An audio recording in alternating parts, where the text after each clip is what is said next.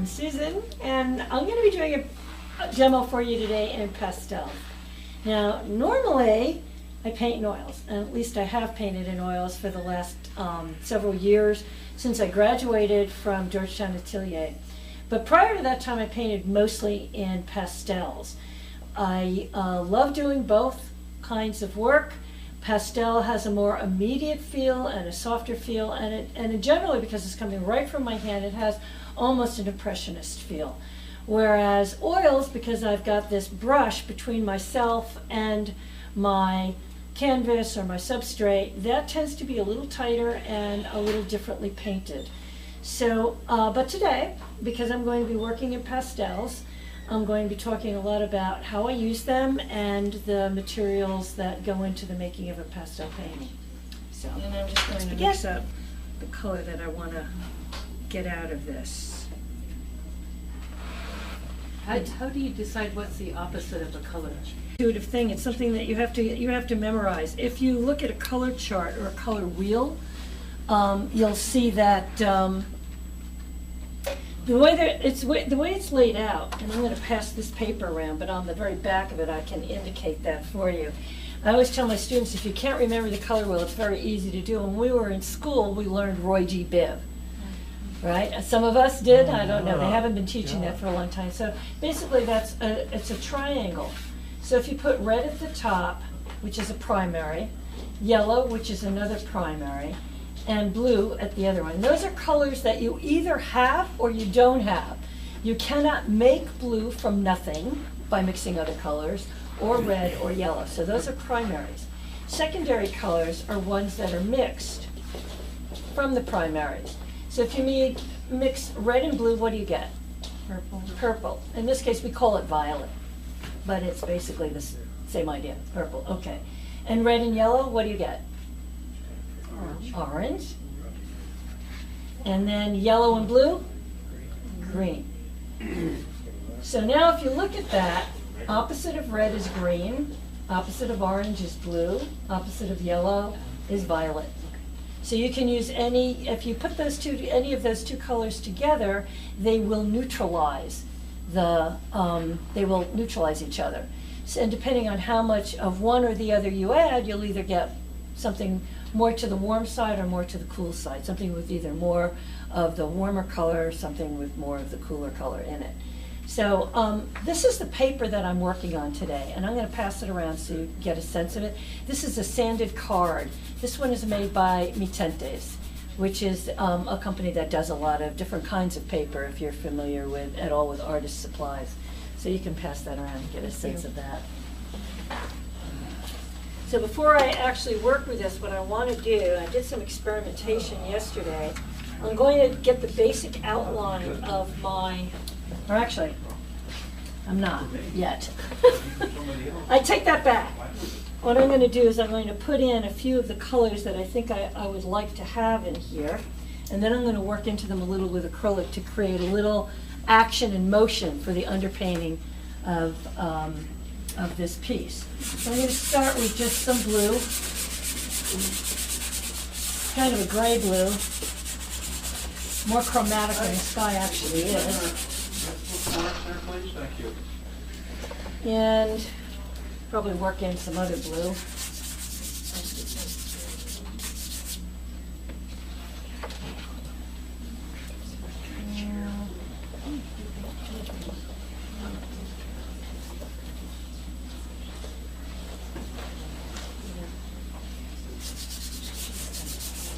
There's a lot of dark green in those trees.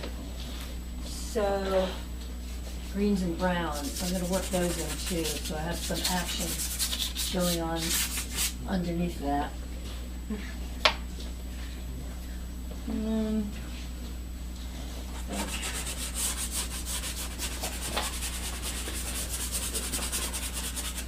Some of that. Okay. So there's my start point. Now this is going to look very strange.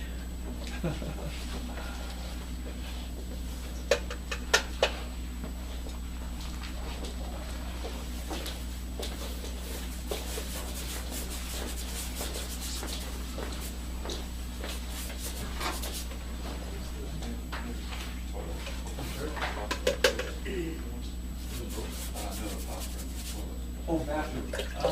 There's one up, just up, through here a little bit on the other side.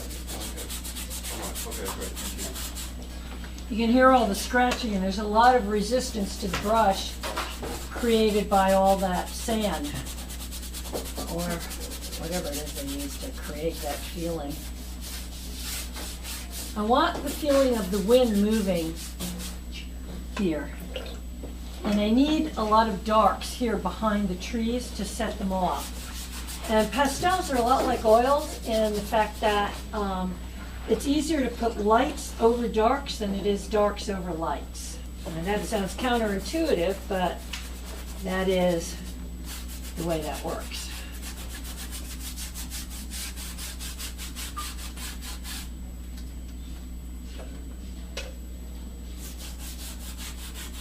I don't want to go too thick because I don't want the paint to fill up the tooth of the paper.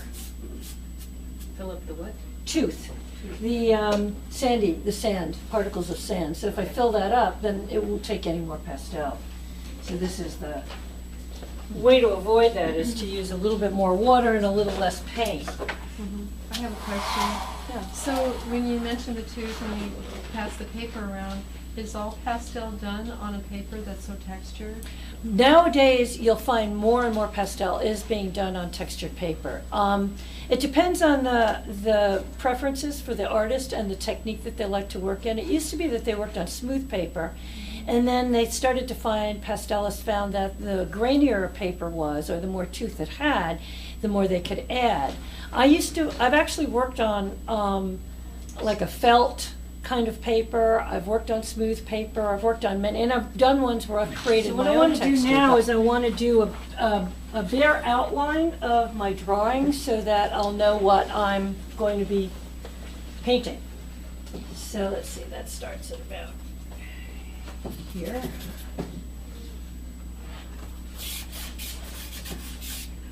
And then probably like that.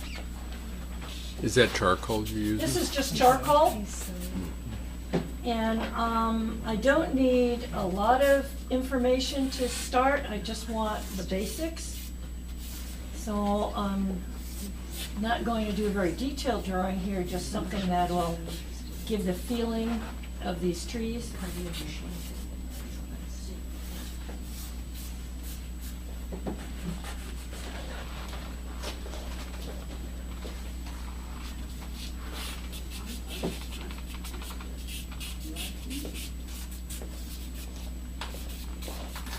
So this piece that I'm working from, this was done in plein air.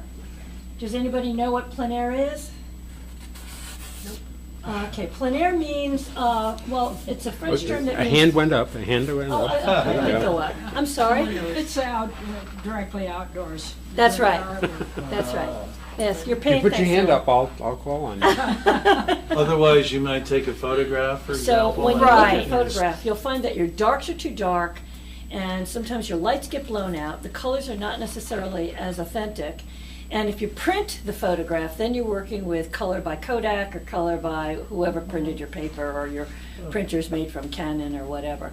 So I will, if I'm actually going to use a photo as any kind of a reference, I put it up on a computer screen, and I have a very large computer screen in my studio that can also be rotated to vertical, which I sometimes use for portraiture.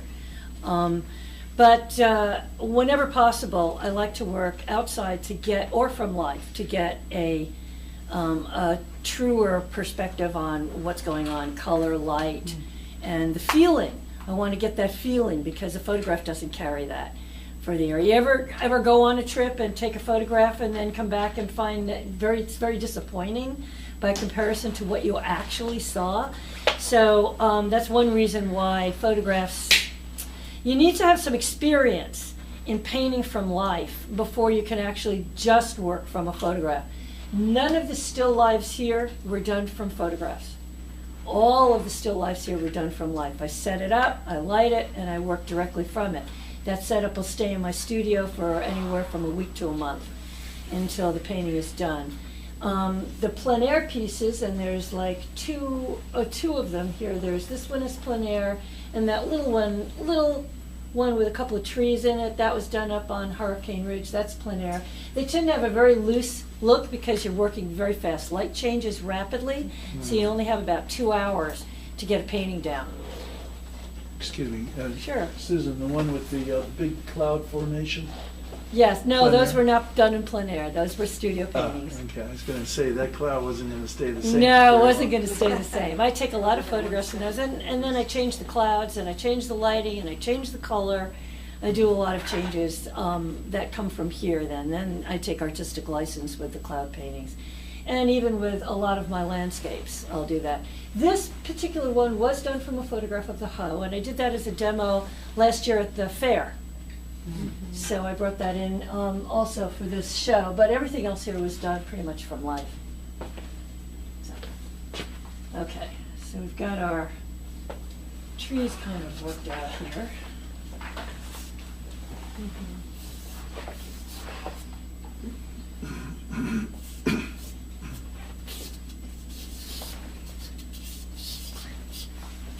Okay. So I'm going to start with the sky, which in this case was rather overcast. And like I said before, I'm going to start with a slightly darker color than the sky actually was. Sky being the brightest portion of the painting. I generally work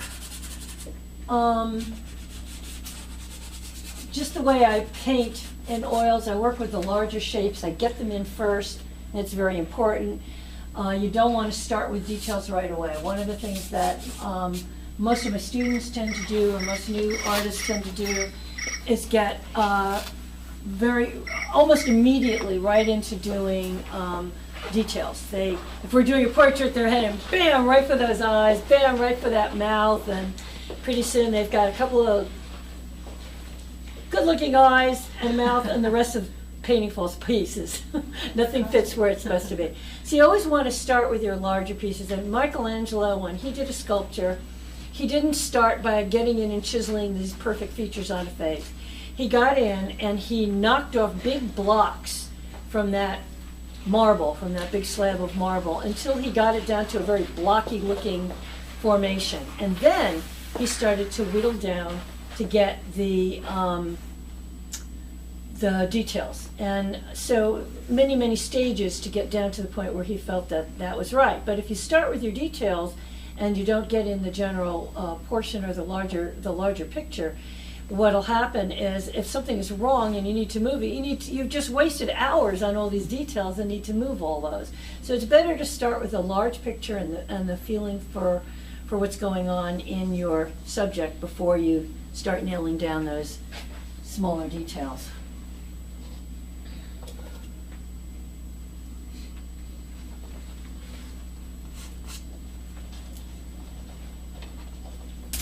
There's a lot of dark shadows in these trees, and so I want to get those in first. I want to get them behind so that anything I put over, and I'm sorry if this sounds like a chalk on a blackboard. There isn't a lot I can do Another about it. question, are you Sure. finished with the acrylic? Yes. Yeah. That, in this case, it's just as an underpainting. It's just to add a little bit more life to the painting. Sometimes I'll use brighter colors. Sometimes I won't even use acrylic. It depends on what it is I'm trying to achieve. It usually doesn't take me very long, actually, to complete an oil painting. I mean, a pastel. I can usually finish them in sometimes less than an hour, depending on how complex it is. Now, if I'm doing a really complex still life, that takes me way longer, because then I'm working with small details. So all these colors are a little darker, except for the darks back here, than what I'm going to actually need. The pastels I'm using are, people have some questions about pastels too. A lot of people think that pastels are chalk. Pastels are not made from chalk.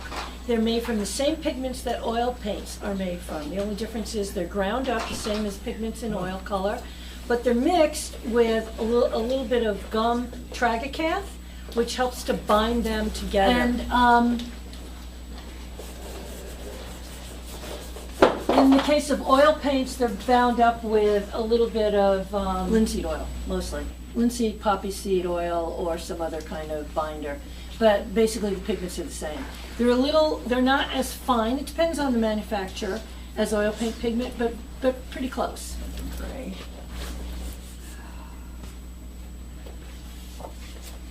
So here's where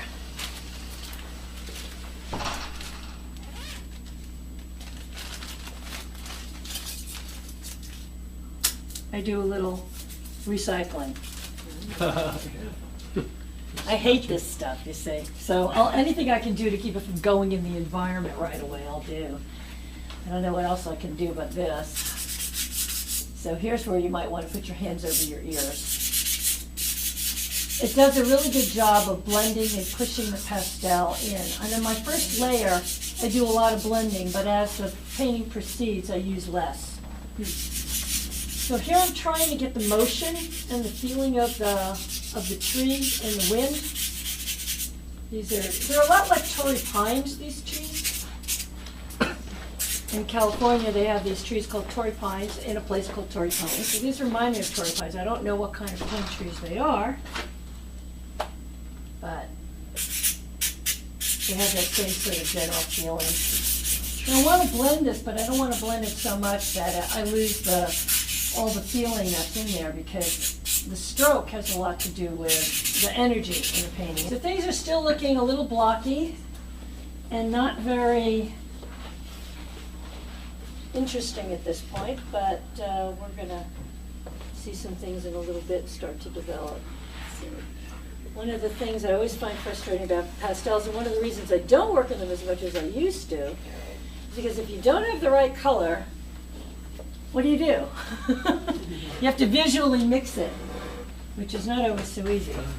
The tree's sure taking shape, I can see that. I can see the Yeah. wind blown effect. That's what I was looking for. Mhm. I almost got blown away that day, so I want to explore that feeling a little bit. I'm throwing a little bit of more color and green into this area to get that feeling. This is a more toned down, subdued version of a lot of what I do. As you can see, I use a lot of color in most of my work.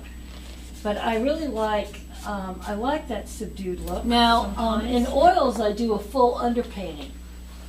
Now, I'm looking over here to see for this. I'm going to create some sky holes. Whoops, some sky holes here. If any of you read the article that was in the paper, it said that I was changing my style to a more impressionist kind of feel. And while some of that is not totally inaccurate, it gave a lot of people the feeling that I was totally changing off to something really different than what I do now. Well, my work is changing. I am becoming a little bit more painterly, which I think is normal for a lot of artists as they become better. As you become more familiar with your materials and more comfortable with them, and faster and more adept and skilled at what you're doing, the tendency is to loosen up a little bit, because it's not so hard to get the effect that you're looking for with just one stroke as opposed to 10. So less is more. And that's what I'm aiming for in my work, is a little bit more of less is more. I'd like my work to have a slightly softer appeal, but not, I'm not moving away from realism or representational painting, because that's who I am. I'm basically a classical painter and probably will always retain some portion of that or some major part of that. But I do see my work changing. To something a little bit between this style and, for instance, that style. Mm-hmm. And I hope to see those changes within the next year or so, next couple of years. But it takes Like a lot of anything work, else. so it's depending on how much time I actually have in the studio. Vancouver. Well, actually, I think that was PA. I'm not really sure. I think I'm looking in the direction of our mountains, but it could have been Vancouver. Just depends on which way you're looking. Most of these trees, though, face the mainland.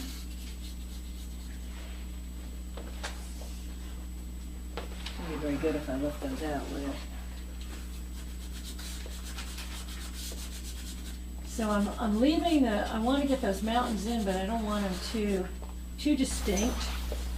I want a little sense of atmosphere. The sky was very light on this day, and it was casting a lot of light onto the water. But as you get closer to the shoreline, it was taking on this deep kind of green tone,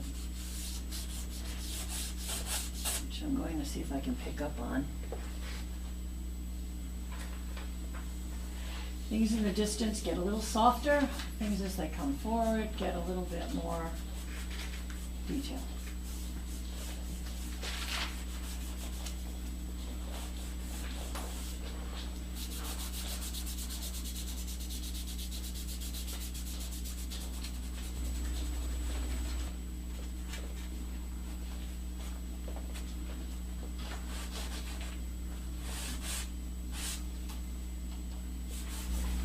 As you move towards the end of a pastel painting, and your tooth has been filled up, you'll find it easier to work with a softer grade of pastel than a harder one. Do you ever decide to make the world better than you saw it, or do you just represent what you see? Oh no, I'm always adding what I think it needs.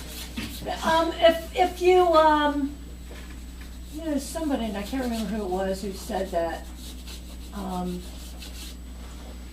If you're just copying exactly what you see, you're either you're illustrating. If it's an abstract and and you're not putting any emotion or feeling into it, then what you're ending up with is a design, a nice design, but you're not ending up with an actual painting. And that's the same for realism. You either have to take something from inside and put that of your own observations and your own understanding of the subject matter into what you're doing. Or what have you got? It's just, it's an illustration. I think when we first started, I know when I first started over at Georgetown, that's all we were trying to do is just paint what we saw in front of us, you know, get that model down, get that face in, and that's pretty much what I'm teaching my students at this point in their earlier stages, is to represent what they see, because they need to be able to see well. They need to be able to understand the values that they're seeing, the color and the temperature changes that they're seeing, and understand the structure of what they're doing. But once they start to get those tools under their belt, then we start pushing them. I start pushing them more in the direction of taking a little bit more artistic license, either in landscape or in figurative. Painting is finished, do you spray it or just put it under glass, or not? I do not spray my work. And the reason, I know there are some pastelists who do, but not many. And the reason for that is that when you spray it, you flatten the work and you darken it, because the luminosity of pastels comes from all these tiny little particles that sit on the top of the paper and refract light around them.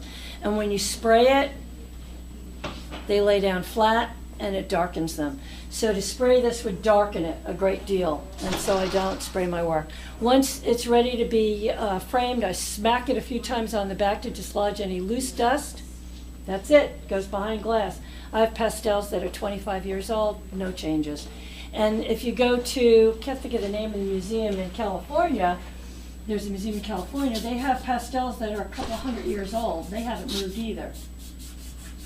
More than a couple hundred years old, actually. So, no, see it come together so quickly.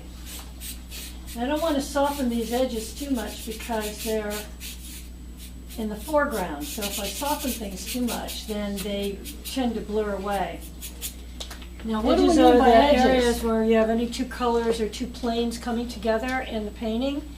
And what happens in those situations is an edge acts like the metronome for a pianist or for a musician, or the notes in a musical scale.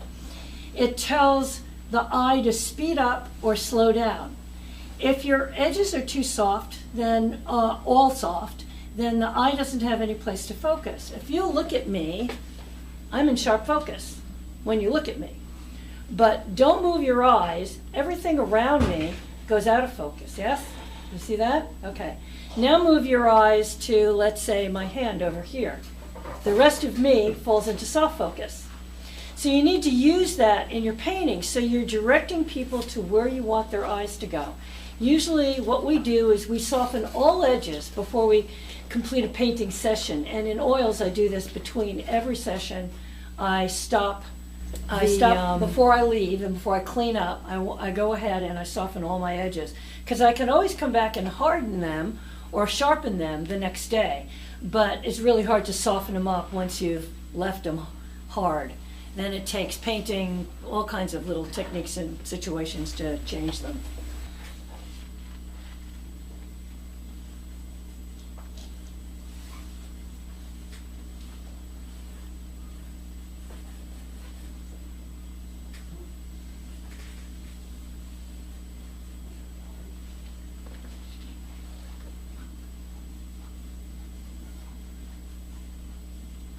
A little change in shape here.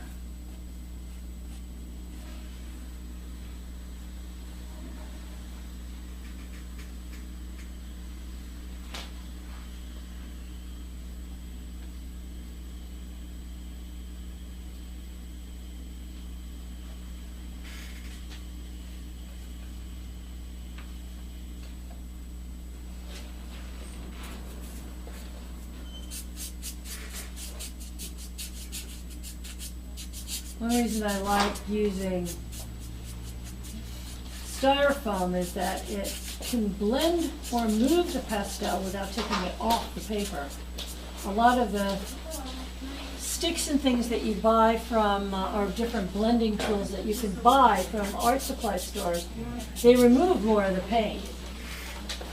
So you're not actually laying anything down or moving it around, you're just removing it. I'm going to push this tree back a little bit. It's behind the other one. Values as they move backward, objects as they move backward, they have their values, their dark, light, contrast. They get lighter as they move away from you into the background. Is temperature one of those aspects of value? No, No? no. Temperature is color. Temperature is color. So colors are either warm or cool, but you can have colors that are similar and in relationship to each other be warm or cool. You can have a warm blue and a cool blue. You can have a blue that has a lot of red in it. It's going to be a warmer blue as opposed to a blue that has a lot of green in it. That's going to be a cooler blue. And the same goes for reds. You can have orangey reds or wine-colored reds. Wine-colored reds are cool reds. Orangey reds, cadmium reds as we call them usually, those are warm reds. I'd like to take a minute, see what the painting needs or what it's asking me to give it. I can see some work that needs to be done in here and maybe a little bit more in here. I would like to lighten some of this water up in the background. I don't know if I've got a pastel soft enough to handle that right now. Susan, theoretically, if you had your values down pat, you could use a completely different color palette. Right? Yes, and you it could. would just be as impactful. It would be just as, yes, if not more. surreal. Exactly, Yeah, more kind of. surreal. But you can definitely change the colors that you're using if your value pattern is correct. If your values read well, then everything else does it. Yeah.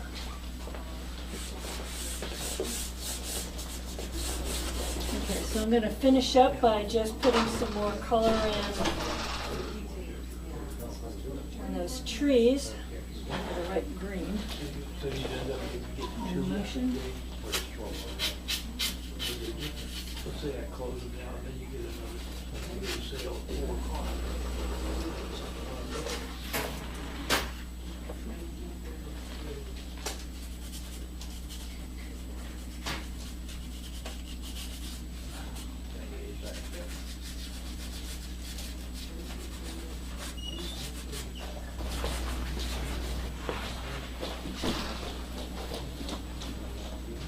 Oh, I know I've done it now. That wasn't, no, we shouldn't have. Still appear, yeah, I'm still there. But, so you don't do anything about that, just the next tomorrow morning, or Tuesday, Wednesday, I whatever? think we're about done. I'm still there, with somebody else changing it. There you go.